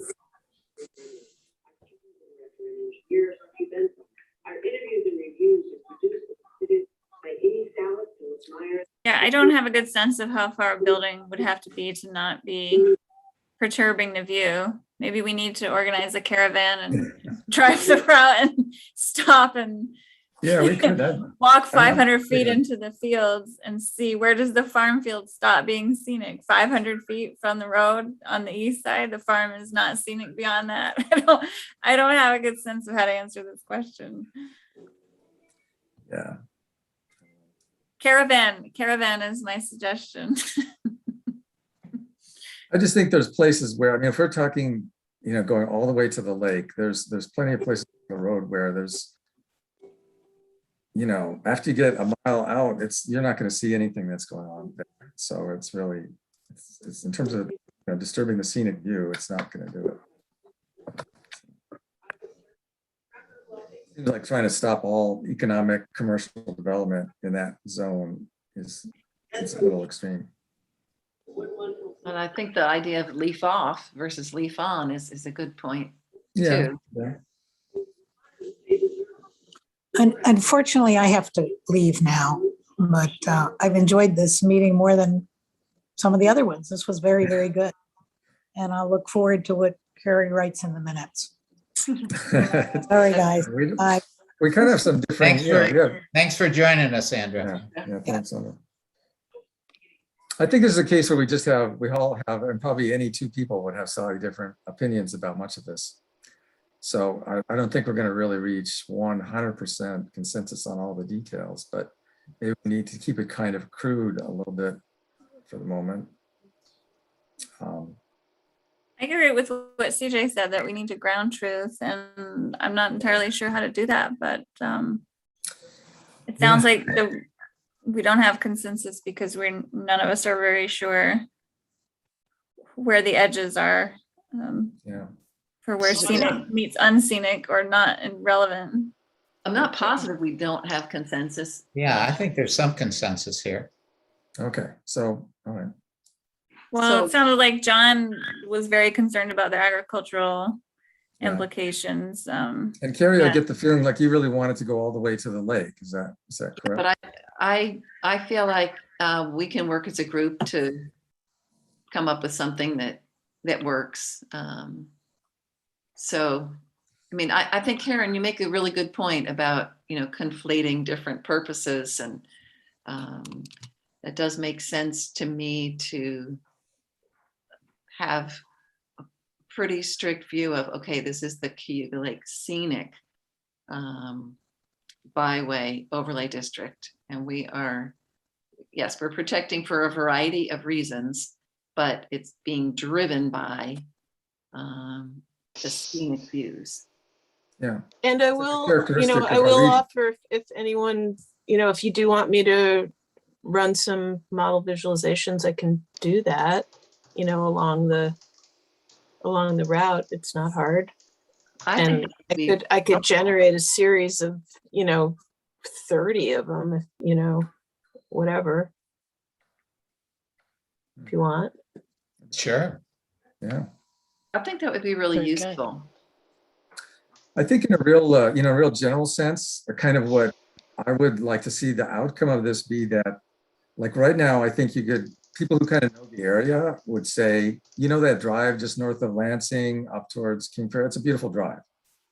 And, so recommending that to friends if you just want to go off on a nice drive, and it's wonderful going up that way. And I would like to think that 30 years from now, people will still be saying that. So that's my criteria. And the fact that now, maybe in the future, there's a really nice restaurant that's buried deep in the forest somewhere that you can't see from the byway, that there isn't there now, people would still be saying that. In fact, they might even say, and on the way, there's a great restaurant that's really famous and everybody loves to go there. So, it's the kind of thing, it's good for our area, I think, for, to just have, we're sort of, it's not our big claim to fame or something, but we're sort of known for having, we're part of this, we're on that scenic byway and we're part of that. And so we want to protect that into the future. But that doesn't mean there can't be some development, beyond where you see. So.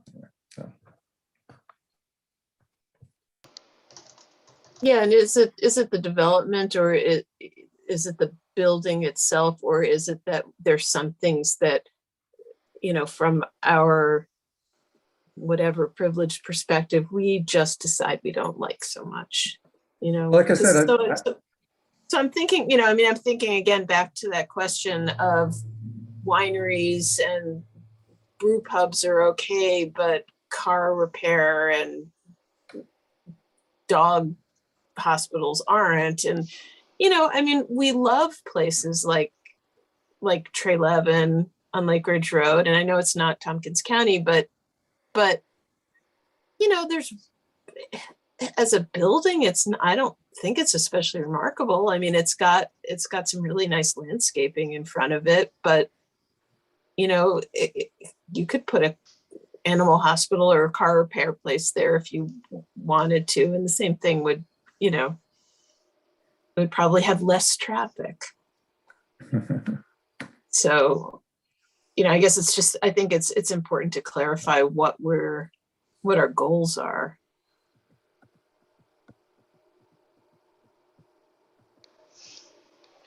And we did, Carrie, did you send around that purpose statement with it? Yeah, that was part of the Oh, okay, great. the original text that went with the overlay district. But trying to remember whether it's you, I don't know if it's the one that you had originally sent to us, CJ. It might be older wording.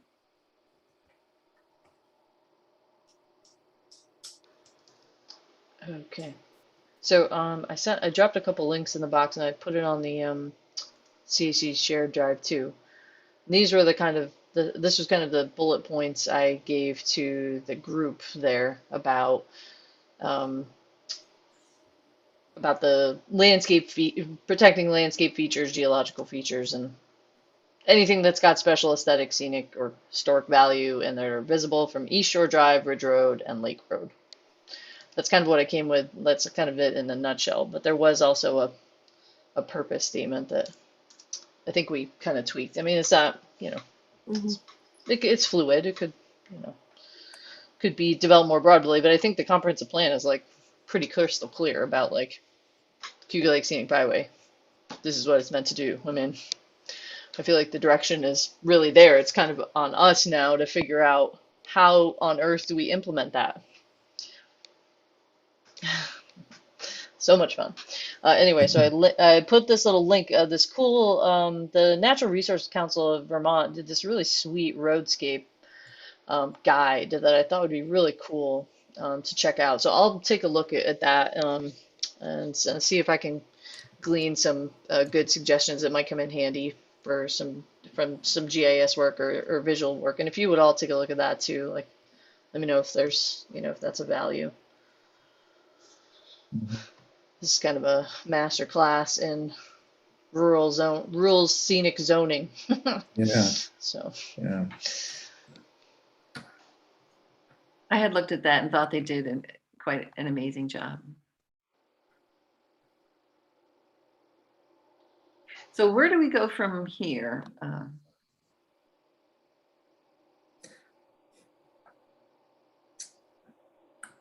Well, CJ, are you still frustrated with us because we're not defining I don't seem particular spots to say this is a great spot here, the view is amazing, and no, this is what it's about. This is where we get into it. This is the fun. Like we're trying to take what is like a nebulous aspirational statement in the comprehensive plan and turning it eventually into law. Like So you guys are doing great. And I wish I had more time to dedicate. If I could just dedicate my whole week to this project, I would be so stoked. But sadly, I'm not permitted to do that. So, however, I'm trying to give some help and guidance as best I can. Now, if, you know, Karen's got, you know, mad GIS skills, and you know, we do have some help in-house, and we do have some budget, I think, left with county planning. So we could run some scenarios. It sounds like Karen's going to run some scenarios. It sounds like there's a group going out to identify these key views.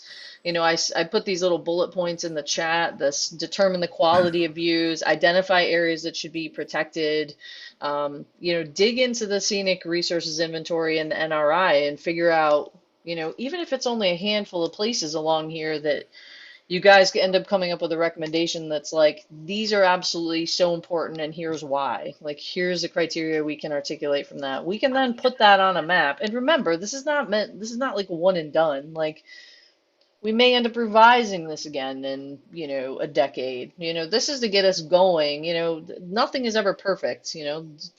Let's not let perfection be the enemy of the good kind of thing, you know. So if we can really drill down into this geographic extent, you know, based on some of these things in the chat, and then as well as this kind of purpose statement, I think we're going to be in good shape to then, you know, start thinking about the, you know, if things are built, then, you know, what are they? What do they look like?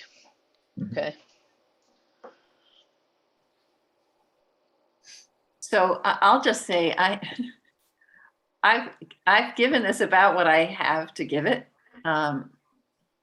It's great if Karen, you know, if you want to do some, I guess, view sheds along the corridor, and you know, I think you're going to need some parameters about how to do that. Do you do them to, you know, can you show 500 feet and 1,000 feet? I don't even know exactly what you're going to need. Okay. Yeah, no, so I'll just pick 30 or so points, and for each of those there will be a line that, let's just say 500 and 1,000 feet, and you can look at what's visible or what's not visible. I guess it's that same question again that we had before, is that, do I model the vegetation, or do we just look at it as bare earth? Well, Yeah, that doubles the amount of the maps to generate. It's more stuff for everybody to look at, but well, might be interesting. Could we just do leaf off? Yeah, that's easy. Because it seems like, I mean, that's the view Yeah, that's in November through March, right? Well, But most of our visitors, most most of our tourists visitors are are March here. through October. Yeah. I think we should, if Karen doesn't mind doing both ways, I think there's value in that. Yeah, I think the two ways, leaf on, leaf off would be good. Okay, so I can probably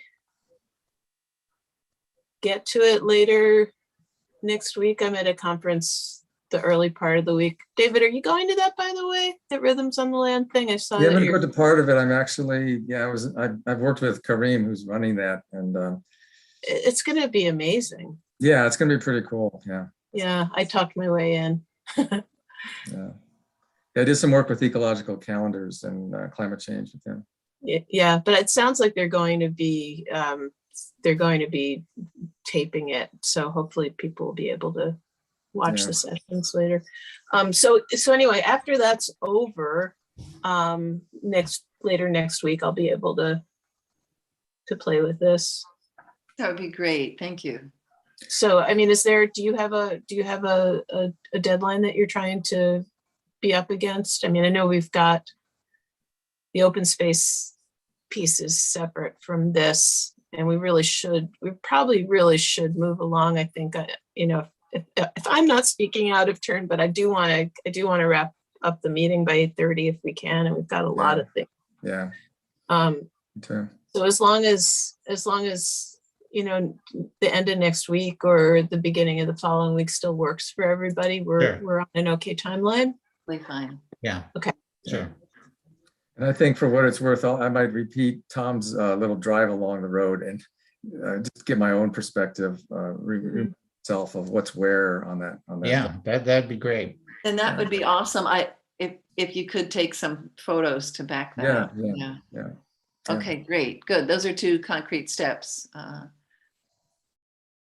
Okay, so we're struggling along with this. Let's move on to the open space index. Is that all right? Yes. Yeah, nice job, CJ. It was really great to see that the Park Foundation thing fleshed out.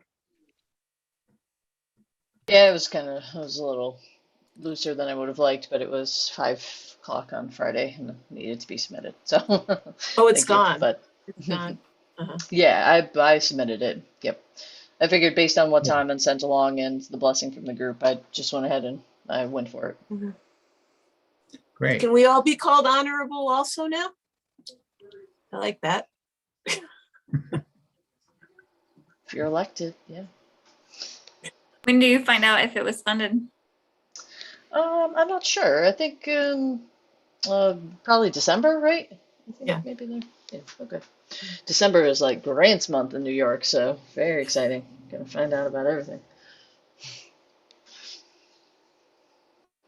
So we need to make a decision about the OSI in terms of whether we go with a consultant who's sort of tried and true and has helped out parks, recs, and trails, or whether we go ahead and do a, oops, sorry about the typo, request. And it's not even a request for proposals technically, is it, CJ? There's a different term that the town uses for, we have at our We discretion. could request we could request an RFP, but RFQs are, I think, super nice for many consulting firms to reply to because they're a lot shorter. And I think the kind of firms that we'd be shortlisting, you already are familiar with their type of work, so you could just kind of look at their quals.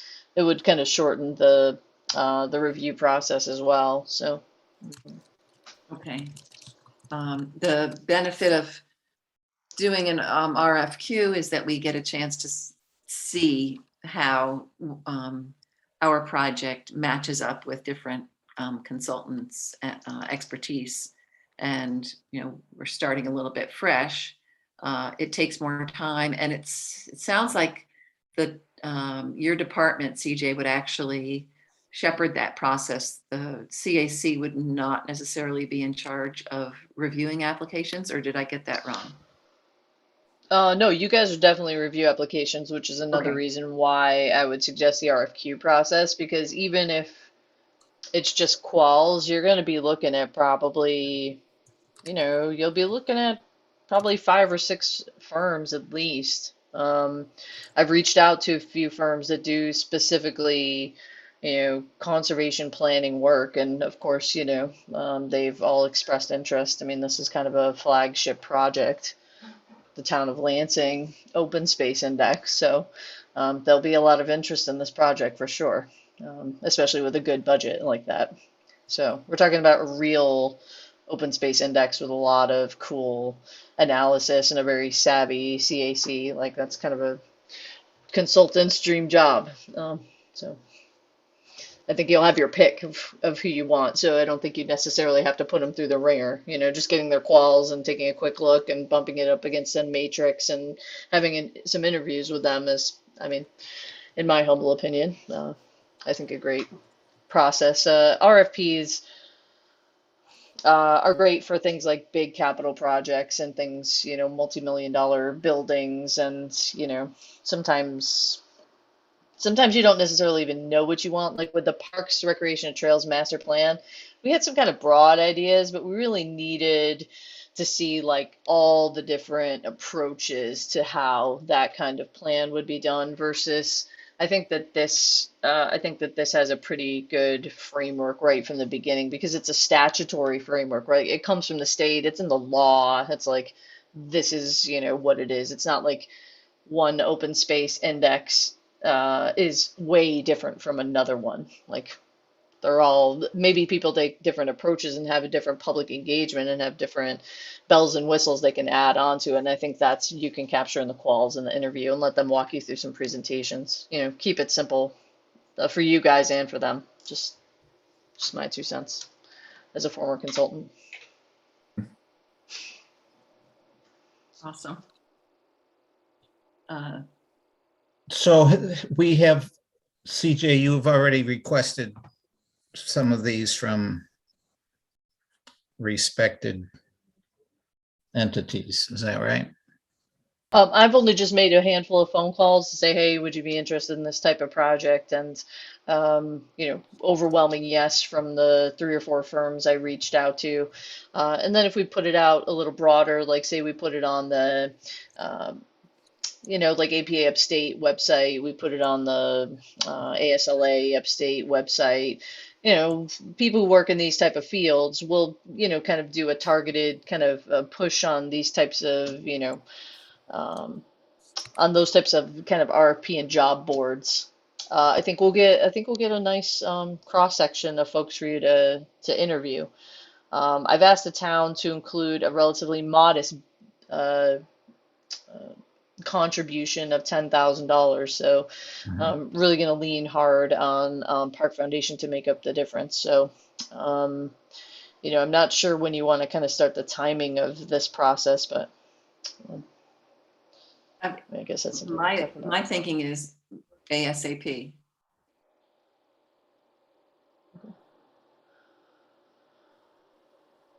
Because by the time we get our act together, we might be hearing from the Park Foundation, and it'll take some time for the information to come in, and then for us to develop our matrix.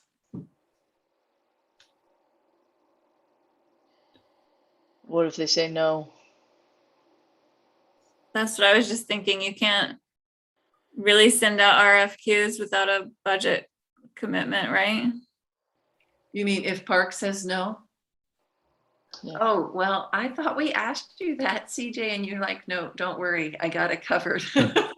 Well, I mean, I'm pretty confident in my skills, but I think I do okay. But there's obviously things that are out of our control, But Well, could we then back away a little bit and hope that the town will say yes to the 10K and see what we can get done in the interim for 10K with one consultant? Do a staged process? don't see why not. I don't know that 10K gets you a lot of consultant time. Well, it gets you 1/6 or 1/7 for what we were going to go for anyway, right? I mean, they might have even minimums that, I don't even apply for grants that aren't at least $10,000. I can imagine they would might walk away from a job that small. That's a pretty small job. So are our hands tied until we hear from the Park Foundation? I don't think necessarily. I mean, I think we can continue fleshing out. I mean, I gave like a 5-point scope of work. I mean, we could probably get that a little more fleshed out for a consultant. I would just say that if you are going to propose to hire a consultant, but not give them an assurance that they're going to actually have the job, you can't expect that they're going to make it a priority to snap to it as soon as, as soon as the grant's approved. That's the only thing. If they're this company sounds like they're really good, but you may have to just get in line, But I don't think it's fair to assume that the funding is a sure thing and then tell them later on that it's going to have to be cut because they're trying to plan for budgets also. But I don't know why we couldn't provide 2 scenarios. Mhm. One, ask what could be accomplished with 10K, and then 2, what could be accomplished with Mhm. 5 or 6 times that. I mean, anybody who's applied for grants anywhere knows that the granting agency can offer less, and then you have to decide, can I do this project for less? Yeah. But we could think, I hate that. many of us have been in that situation, but I hate when Yeah. that happens. it's awful, but But we could say, okay, with 10K, we would like a consultant to do this so that we can begin moving forward. And if we get additional funds, we want them to build this. But it seems like we could do something with 10K. We maybe as a CAC need to decide what that is.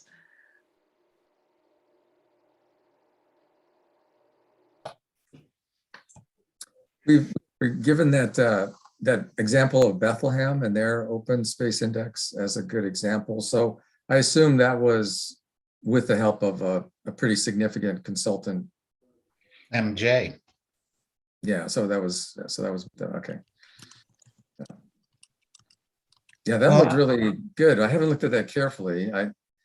But I don't know how much we have to, how much we have to have be organized to make sure the consultant does really exactly what we want. So there's maybe more we could do in the interim to really,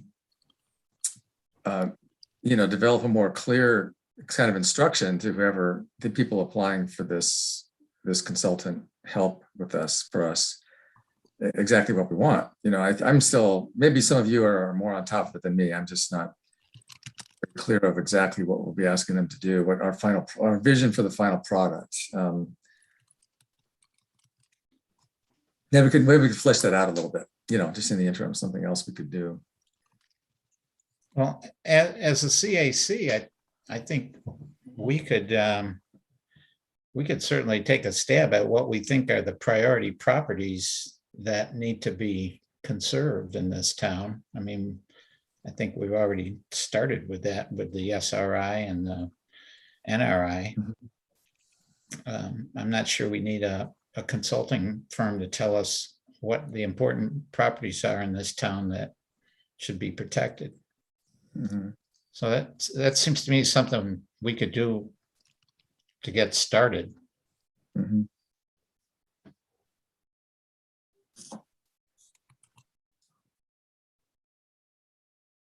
There's a lot of text in that Bethlehem thing, so that's all done by the consultants, right? We're not doing any of that, or do you think the people in the town of Bethlehem said, here's the kind of sections we want in this report? I'm just wondering, do we have to really, how much guidance do we give the consultants, or they just kind of know what to do, we let them run with it? I guess if we hired the same It's a little both. Huh?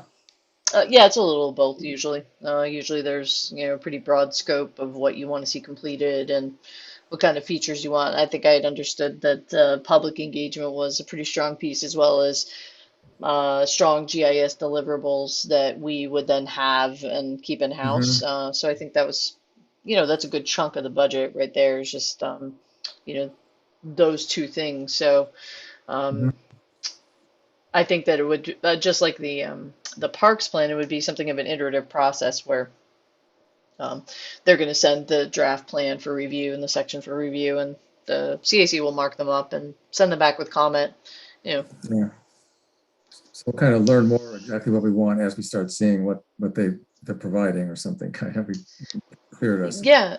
And I think that's where the RFQ quals process is kind of fun, because you'll have them come in, interview, show you different types of work, and there may be things where you're like, well, we didn't even know we wanted that, and now we see that this is the kind of work they do, and wow, cool, that would be awesome to have, and then we can kind of prioritize that.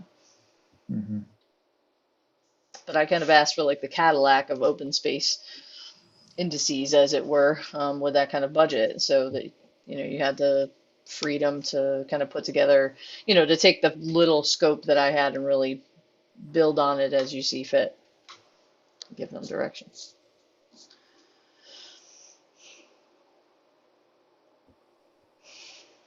So is there any harm in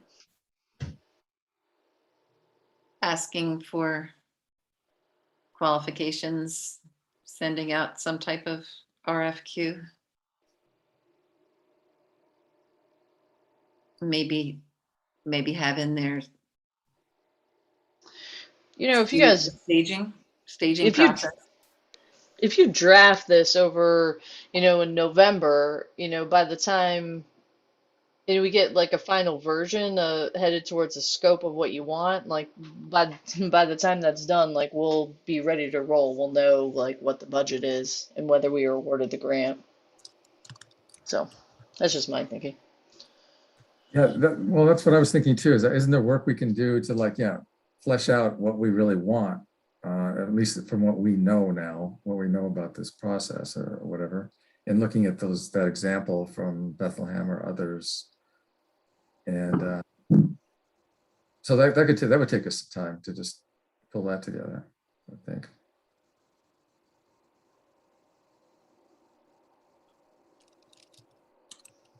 Would somebody like to put together some kind of outline on what we want?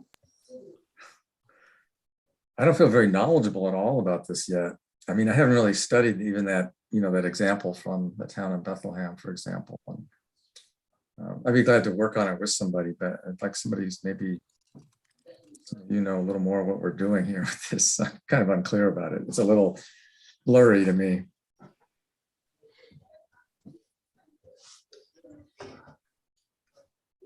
Okay, we got one person. I'm also going to take that drive up the scenic highway too. Yeah, great.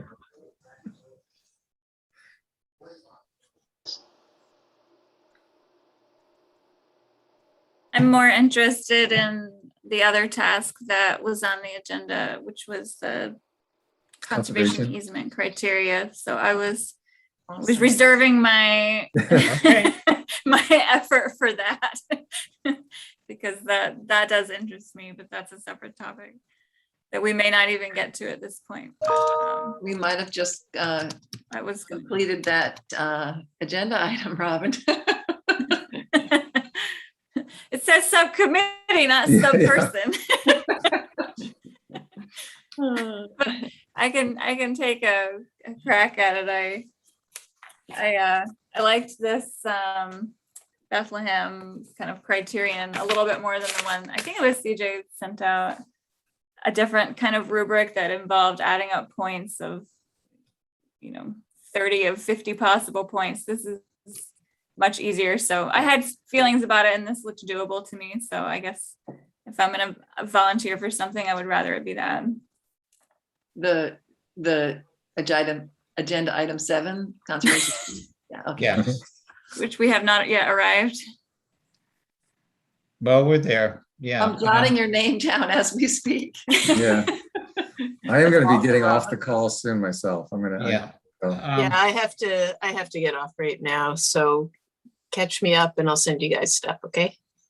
Okay. Bye. Thanks, Karen. Sure. Bye-bye. So yes, this meeting is running a little longer than we hoped.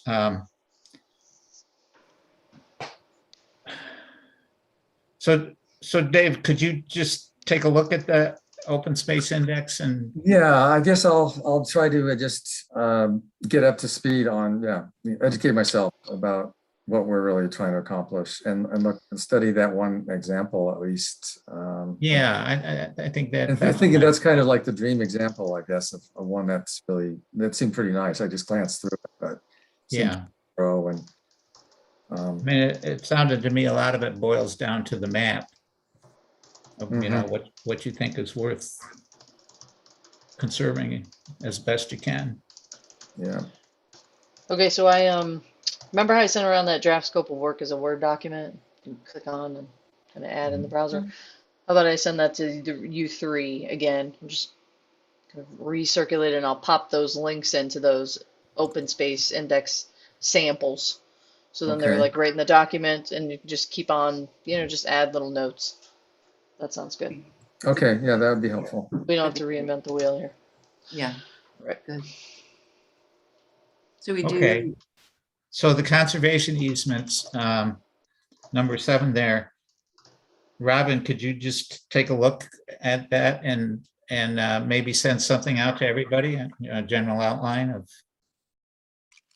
Yeah, my plan was to, I don't know if you probably can't see this. This is just the thing that Carrie attached. This is the Bethlehem Open Space Conservation Criteria List. And I looked at it today in comparison to the other rubric that somebody, maybe it was CJ, sent out earlier it had started out with like farm quality and quality of the soil, and it was more of a scoring system with questions that I, even as a professional, thought would be really hard for this committee to answer. Like, how do we know what the soil quality is, or how vulnerable a farmland area is to loss?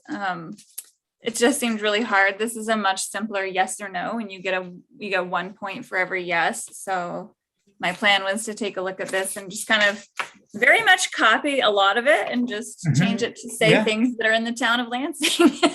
Yeah. Does that sound like I think a good keeping it starting point? simple is a good idea. Yeah. Gives us something to discuss, which is important. Then you can Okay. react to it and go from there. And then let's move on to 8, the CAC membership. I can Carrie? propose in quickly. Yeah, I did touch base with people, and Andra's interested in serving if the town board appoints her. Karen is interested in serving and also wants to contribute in with her mapping skills, and Great. just asks for early heads up and clarity on what we want. John Greenlee is willing to serve, but will step off if someone else wants to come on, or he was very humble and said, yeah, happy to serve, but if you have somebody better, I'm willing to serve. And Dave also, like John, said happy to serve, but if you And have Todd somebody- too. And then Todd also is willing to serve, again, saying if you've got better candidates, feel free. So people do seem like they're willing to stay on, which is really great, given that there is a pretty tremendous learning curve. Yeah. Well, I'm happy with all of that. CJ, do you have any comments? On membership? Yeah. No. So, Thank you, though. So I think we could just leave things as is, okay. and hope that people don't change their minds in the next 3 months. But thank you, Dave, for being willing. Yeah. Sure.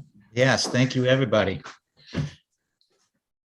Okay, the Park Foundation application, number 9. We did that. We've already talked about that. And then Cornell, I have been in contact with Kristen Gutenberger or Grossman, and she basically said that it's not on the market yet. And Dave, you might know more about this than I do, but evidently some new leadership in your department. And Oh, there is. Yeah. She's actually a viticulturalist, is our new chair in the horticulture section. So who uses that space? yeah, and some rethinking about how much I which didn't know about that, but I just knew we do have a new chair of the horticulture section, which, it's so she's a viticulturalist and has used that space. So back to the drawing board a little bit about what's going to be put on the market, and they're thinking a couple of months until they do that. And I did not push for some type of more formal response to the town's letter. Well, I'm glad you mentioned that, because I haven't talked to Justine, the new chair, about this at all. I talked to Greg, the guy who works with apples there, but she's a great person. And so I Are can. you willing to? Yeah. I don't know if Justine has seen the letter that was sent from our CAC to Jeremy Thomas in real estate. Yeah. Do you want me to refresh your memory on that? No, I guess you could. Yeah. Okay, I'll send it to you again. Okay. Yeah. You can probably find it, but I know pretty much right where it is on my computer. Okay, good. Yeah. All right. Great. That's awesome to hear that Justine's the chair now. I think that's good news. Yeah. So she might just pay much more attention to that. Yeah. Okay. Yeah, that's great. Yeah, and I think if Now there's a chance to circle around with her. Fabulous. Yeah. So Okay, I'm gonna, before we end this meeting, Okay. I had a quick question for Dave. Are you seeing harmful algae blooms down where you are? just yesterday. Yeah. Yesterday. Yeah. So I haven't seen, I mean, the only other time this whole summer where it got to the point where I monitor and took a sample and took it into the lab was back in July 19th. I just was checking. So this is only the second time this year where we had, I'm on Lansing Station Road, where we had an incident that really warranted my taking photos and getting a sample. I've seen a couple times, you know, I can kind of, I can see the early symptoms of IHABs, but if I can't even pick it up possibly with a camera at all, I feel like it's really not something I would be sampling and sending in. But I do send, I report, when my quote no bloom report in those cases, I indicate in the notes that actually I think there might have been, you know, it was on the verge of turning. But anyway, this is only the second time. And I think that whole day yesterday, was it yesterday or the day before? Anyway, yeah, yesterday was very still. The lake was like glass all day. I really think that's a huge factor. Wind on the lake and warm temperatures, and it really was seemed very lake temperature dependent, because it was the deeper the water, you know, as you went into deeper water, it disappeared. So that particular incident was really, sometimes it's not like, you know, at least every time there's a bloom, it seems like it's following different drivers, but it seemed like warm temperatures and still water, very still water. So I was down at Salt Point on Saturday and the water was crystal clear. And I just stopped down there again yesterday and it was green as could be. Yeah, no, right near the shore. I talked to Nate, the CSI guy who, you know, runs the lab that does this, and he, no, they've gotten quite a few all up and down the lake, quite a few. Okay. Habs just yesterday. I went over to Myers and I didn't really see it over there, but it's certainly at Salt Point it was happening. Yeah.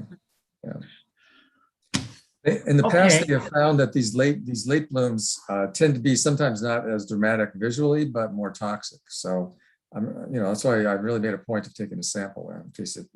Well, what I saw yesterday was as green as I've seen it. Really visual, huh? Yeah. It was a little mild. It was kind of a modest bloom, I would say, but it was definitely there. Well, thanks. One more thing. So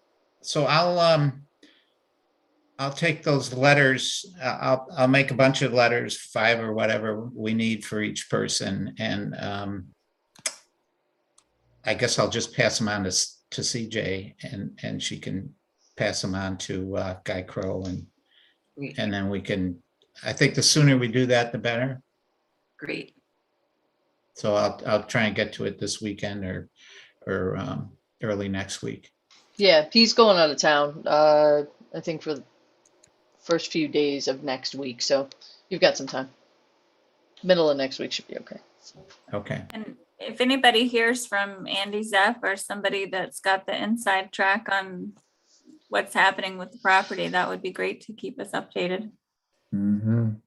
Well, Finger Lakes Land Trust had a general article about it when it first happened, but I haven't seen anything since. No, and my understanding is it takes years for these transfers to take place sometimes, but maybe this one can be accelerated. Yeah, the sooner it's out of NYSEG's hands, the better. Yeah. Before we get another new governor or something. Yeah. Hopefully not too soon. Yeah. No more scandals, hopefully. Okay.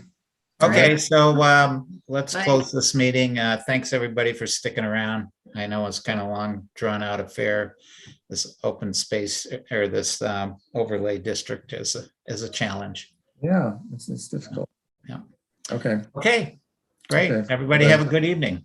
You You too. too. Okay. Thanks. Thanks, Heather. Thanks, Heather.